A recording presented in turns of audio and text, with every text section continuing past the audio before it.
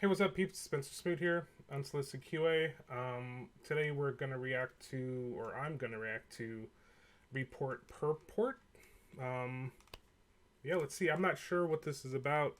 I know Citizen Con is coming up, and then also the Argo Cargo 1.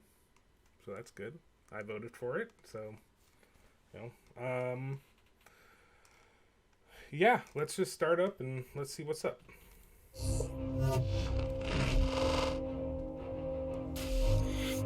Hi, all. Me again. 3 weeks in a row at the top of the show, it must be CitizenCon travel season.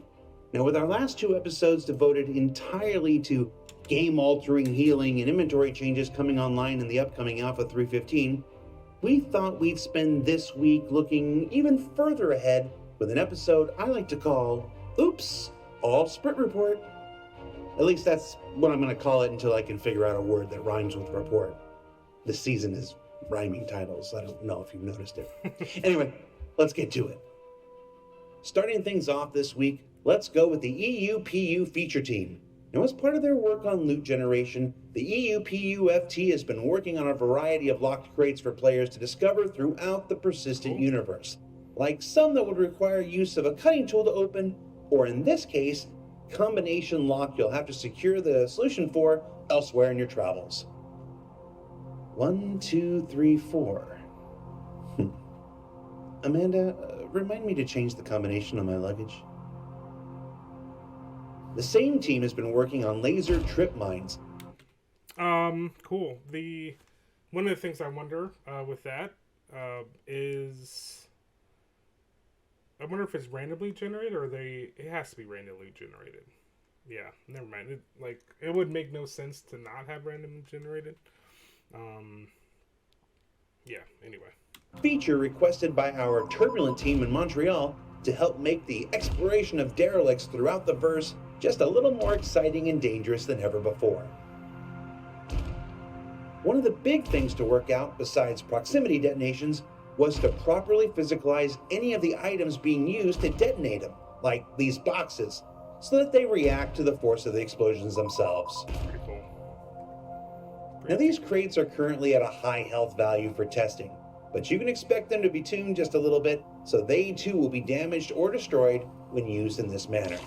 And then, of course, when physicalized damage comes online later down the road, the lifespan of these crates will simply be determined by things like material makeup and construction type. Sounds cool. While this test level is designed just to play with the multitude of ways for disposing of mines, this is also a pre-VFX pass. So you can expect things like the lasers and effects you're witnessing to continue to evolve beyond what you're seeing here. And because the team is smart and has played online video games before, they're also experimenting with the potential of Rube Goldberg chain reactions that will inevitably be created by players. Because why kill someone with a single explosion when you can use 7? That's what Grandma always said. Checking in with the UI team, they've recently completed a sprint converting the ASOP terminals we all know and tolerate from their original Flash implementations to everyone's favorite building blocks. Now, while the overall look here may appear similar at this moment, this switchover will not only allow us to improve the styling and functionality of it going forward, but also make it much easier to fix many of the bugs that have plagued ASOP over the years. Yeah, it's cool. It's cool that you see them iterating through some stuff. So it's like, now that they have the UI, right? I'll see this. I'll bet that this is gonna come. I mean, they're working with the Moby Glass. They're working with this stuff. Obviously, the stuff in the UI stuff in ships, right? So all that stuff is kind of getting, you know, upgraded, I guess, to this new system because it's built now and yeah, just that's kind of how game design works, right? And if you've been following this game, you've seen it obviously, like with everything, kind of like good enough, and it's good enough right now. Like in game design, there's two different things. There's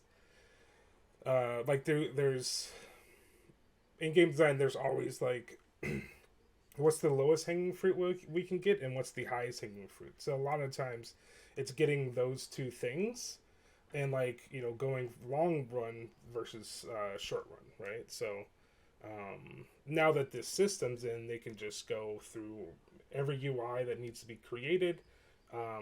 They're gonna probably be adding that, like in ships, it's gonna change ship UIs, like actual screen. Probably they're probably gonna upgrade those things for each terminal, right? If you're a gunner, right? Or not a turret gunner, but like a they're gonna have different positions on the ship, like scanning too, and all that jazz. So it'll be interesting to see the iterations. I want to do a video about like the style of the design. It's called diegetic. Yep. And it helps with the immersion.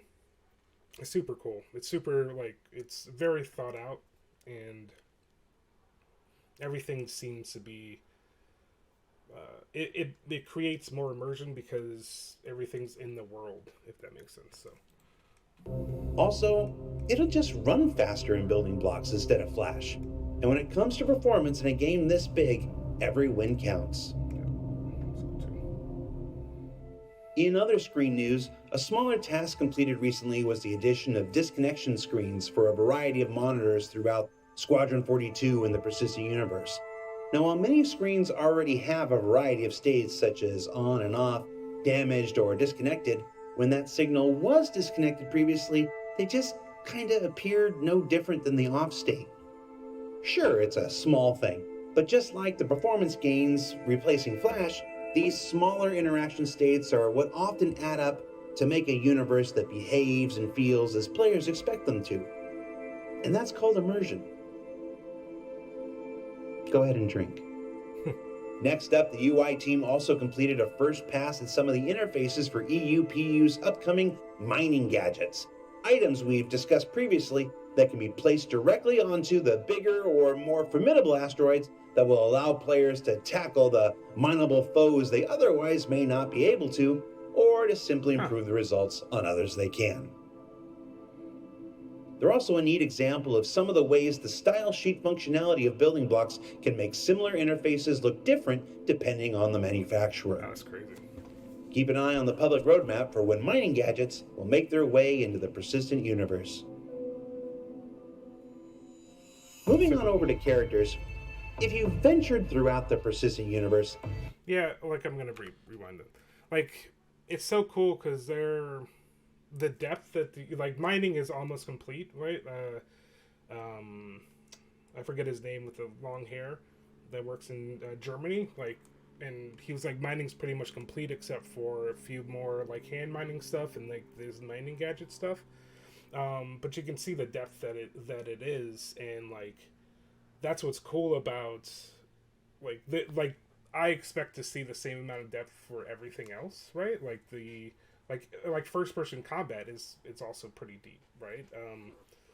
It's getting deeper, right? And they're gonna it just creates specializations, right? And that's the thing that they have to do, is create specializations, so then therefore they can actually like have a game and have people not be like god characters that can do everything, because as you know, there's no classes, right? So there's only ships, which are kind of the classes, and then additionally to that, it's just like the it's what you can afford, and like get this mining gadget and help out more and all that stuff. Just going deeper and deeper into said skills. So it's pretty cool. Moving on over to characters, if you've ventured throughout the persistent universe, I'm sure that you've noticed the growing amount of branded locations popping up here and there, but with the employees wearing seemingly random outfits. Well, the time on the sprint wheel has come to begin early look dev on branded uniforms for those NPCs you encounter. The idea here is to create a series of modular options where the color palette and logo can be easily swapped from place to place, or even unlogoed to be used for random food carts, or maybe even the surgeons and Grimhex. You know those folks don't have certifications, right? Ian, I'm begging. Please let me walk into a hospital in Grimhex and see a dude with a bloody whammer's apron on doing work. I don't ask for a lot. Sometimes I do. The character team has also been developing a system for what we call ThetaGeo, which is additive geometry that only appears when one or more items in a set are combined on the player. It's like the reverse of zone culling, which some of you might remember hides the puffy shirts from clipping through and appearing outside of the slim jacket you wear on top of it. What ThetaGeo allows us to do is to maintain modularity that allows you to wear almost any helmet with any chest or arms or legs you want, but add a specific visual flair when you choose to wear armor or clothing of the same thematic set. Now you can see here a player character already wearing the upcoming RRS Light Specialist helmet while equipping a non-matching torso. This works as normal. Helmet from one set, torso from another. But when the player equips the matching RRS torso found in box number 2, the additive cowl that's part of the helmet is now displayed. It's tech like this that will serve to unlock our character artists to go bigger and bolder in their designs than ever before. Yeah, super cool too, because it's like and that's what's crazy about Star Citizen and CIG is they could have just left it so like the stuff clips through. Like there's a lot of different games, right, that do that. It's just okay, you equipped all this stuff. Like they don't put the energy in, and then like they created, like literally they have created a new like technology or programming to make this happen. So like this stuff, it's this happens, right? And it just kind of it just shows the detail that they're willing to go, right? Yeah, it's super interesting.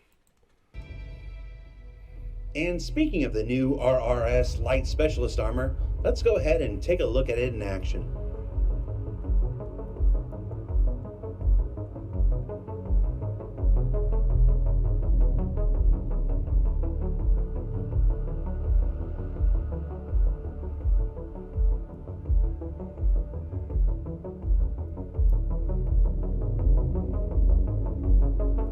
It's pretty cool.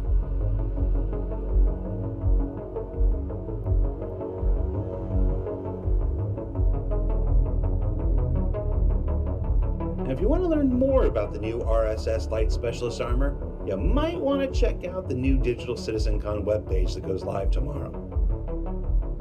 Hint, hint. Meanwhile, the Vehicle Experience team has been working on several features, including bombing, which we'll discuss next week and beyond. But here's a fun look at progress on the new Eject Cam. Whee! And a look at the ongoing progress of integrating actor status intoxication effects into vehicle operation, such as applying them to the player's control of their spaceship. Oh, wow. Now in the debug text you can see in the upper left, the raw reading is what the player is actually doing with their controls. And for these demonstration purposes, that's not much or barely anything at all. But the number to the left of that is the actual values being applied by your player character to the ship by their sluggish and imprecise reflexes. Yeah, don't drink and fly, my friends. But definitely do walk up behind your pilot in a Hercules or a Constellation and shoot that new healing drug ray of yours at the back of their head for some real happy fun times. Tell them Disco sent you. And if intoxication and atmosphere isn't enough, here it is in space. And in ground vehicles. And finally, even in turrets, where some of us can still work pretty well like this. Hi, Steve Bender. Flying along, as Ship Showdown barrels towards its thrilling conclusion, and y'all already destroyed my bracket this year, so, viva la Argo Cargo, I say. Let's go ahead and take a look at some of the ships that will no doubt be competing in next year's event, like the Ares Starfighter, where the team has recently completed a sprint detailing out all of the component bays making certain they're all labeled and animated correctly.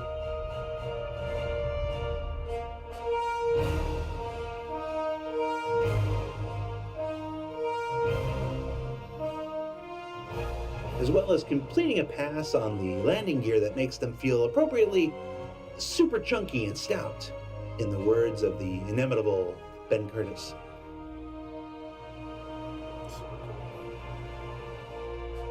Of course, what you really want to see is this look at the final art stage exterior for both the Ares Ion and the Ares Inferno.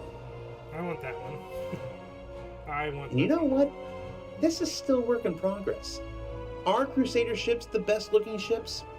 Let's go for an all Crusader Final Four in next year's Ship Showdown.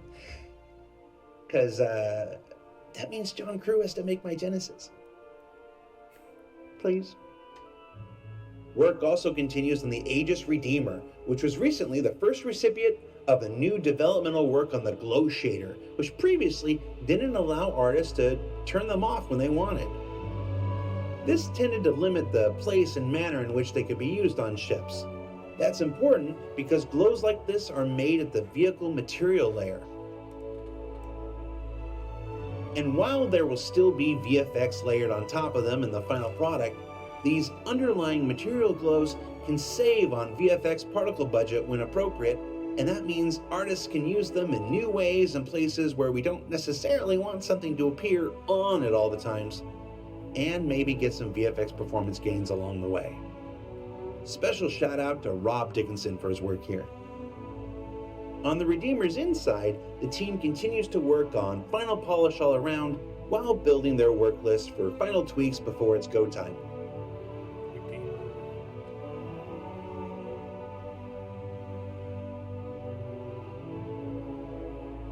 The team also spent a little bit of time experimenting with adding some motion aspects into... Yeah, I'm trying to figure out what the Redeemer was, or is. Let me do this.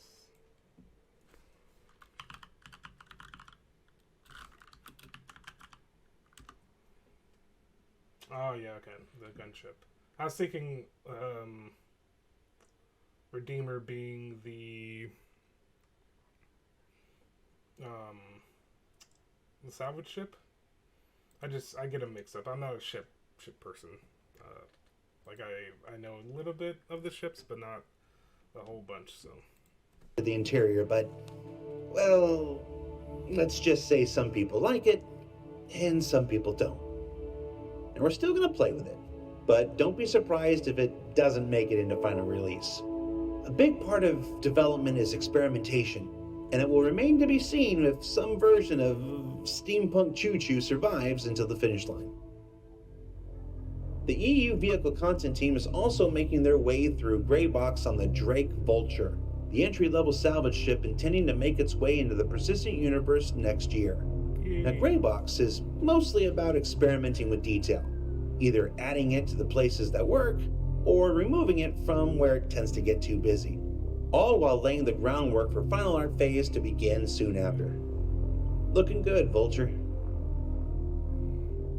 From final art to Greybox, let's go back to Whitebox, where I'm proud to announce work has begun on building out the Hull A, entry-level variant of the famed Hull C from Musashi Industrial and Starflight Concern. Now in Whitebox phase, this process began by importing the recently revised 3D concept mesh into Engine and ensuring that it itself is functional. Now you might be saying, recently revised concept? Yeah, some minor changes had to be made because player and ship metrics have evolved quite a bit since it was first introduced, and important studies have shown players like to fit inside their spaceships. On the inside, in its collapsed state, it's looking very similar to the size of the Prospector players are already familiar with, complete with a cockpit in front, a component area just behind, an airlock, and then habitation in the rear of the front half. Yeah, the whole series is pretty cool. Like I know, like some people were wondering why the whole C is in and not done, but is further along. From my understanding, they need the whole C for Squadron 42, and it's been in that for a while. And it's, I mean, the difference is like you probably won't be in a whole C in Squadron 42, so they can kind of fake it because I know they were having a hard time with the physics, getting everything to stick right with the whole C, right? You know how it. Let me do that. Be less.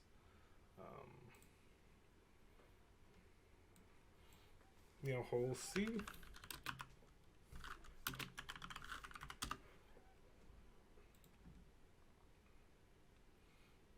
Right, so coming back over here, so like, oh,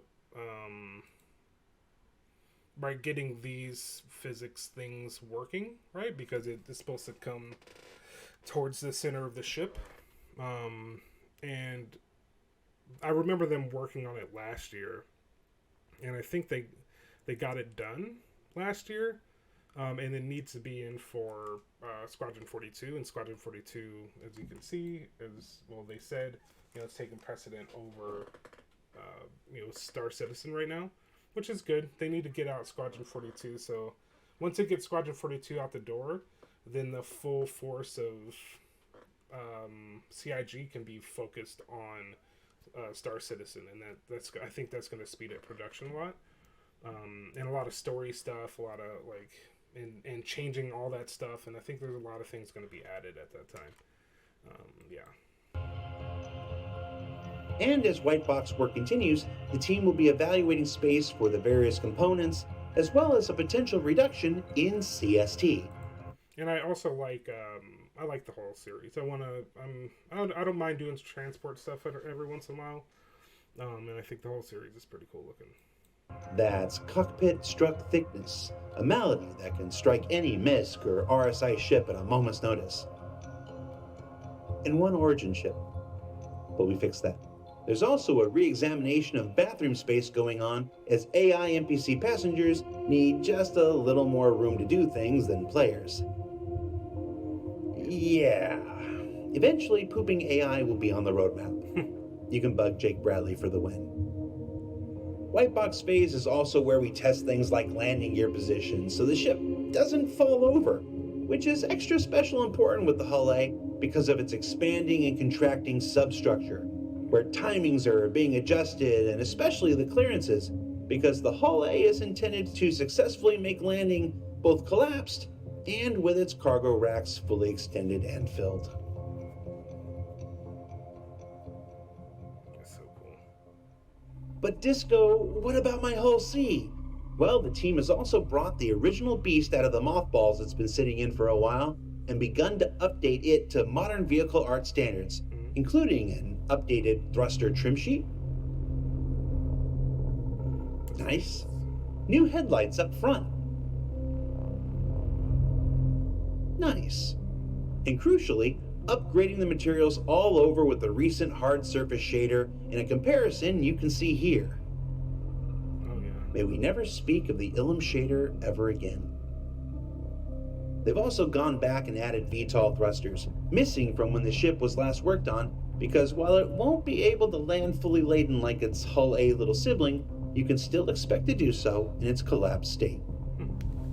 That's cool. Inside the ship, work continues making many of the same types of upgrades to materials, signage, and general scale, including cutaways for many of the new components that have been developed since the Hull C was last worked on.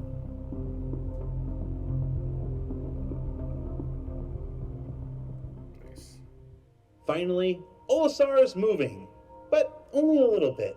Now that Crusader is fully integrated into the stand system, Olisar kind of stood out because it was the only major planetary station not in geosynchronous orbit over its landing zone. So it's being moved over to the left a little. And the views have never been better.